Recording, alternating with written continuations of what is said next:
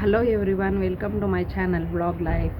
So ಇವತ್ತೊಂದು ಬೇಗ ಸಮನ್ವಿ ಎದ್ದಿದ್ದಾಳೆ. Samanvi, happy birthday. ಇವತ್ತಂತೂ ನಾವು ತುಂಬ ಖುಷಿಯಾಗಿದ್ದೀವಿ, ಯಾಕಂದರೆ ನಮ್ಮ ಮಗಳದ್ದು ಇವತ್ತು ಬರ್ಡೇ.